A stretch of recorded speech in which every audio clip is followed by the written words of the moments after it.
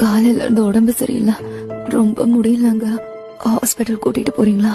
ஏய், சாதாரண ஜுரத்துக்கு யாராவது ஹாஸ்பிட்டல் போவாங்களா? கண்ணா, கஷாயத்தை எடுத்துட்டு வாடா.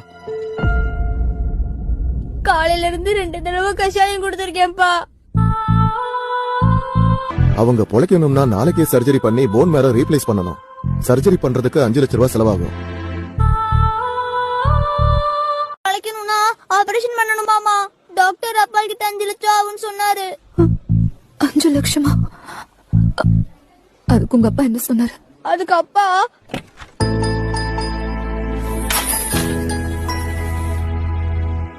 ஒரு நிமிஷம் கூட யோசிக்காம எல்லா காசும் கட்டிட்டாருமா.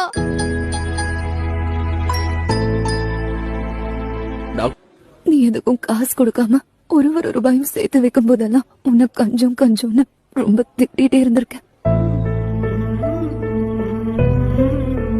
நீங்க எல்லாம் நினைக்கிற மாதிரி நான் கஞ்சம் இல்ல. இங்க குடும்பம் நடத்துற எல்லா மிடில் கிளாஸ் புருஷங்க மாதிரி தான் நானும். எனக்கு இந்த ஷோரூம்ல கிடைக்கிற பிராண்டட் ட்ரெஸ் எல்லாம் விட பிளாட்ஃபார்ம்ல வாங்குற இந்த 100 ரூபாய் சட்டையில தான் சந்தோஷம். ஏசி காத்துல பஞ்சு மெத்தையில தூங்குற தூக்கம் எப்படி இருக்குன்னு எனக்கு தெரியாது. டெய்லி நைட் ஷிஃப்ட் முடிச்சுட்டு டயர்டா வீட்டுக்கு வரும்போது நீ செஞ்ச சாப்பாடை சாப்பிட்டு வெறும் தரையில ரொம்ப நிம்மதியா தூங்குவேன் நானு. போர் அடிக்கும் போது வெளிநாட்டுக்கு பிளைட்ல போய் அதை ஸ்டேட்டஸ்ல போடுற கனவுல நான் கண்டதே இல்ல. ஊர் திருவிழாக்கு கவர்மெண்ட் பஸ்ல உன் பக்கத்துல உட்காந்துட்டு வருஷத்துக்கு ஒரு தடவை போயிட்டு வரதுல சந்தோஷப்படுற சின்ன வாழ்க்கை என்னது. இந்த சின்ன குருவி கூட என்னைக்கோ நாளுக்கு வீசுற இப்படி ஒரு புயல்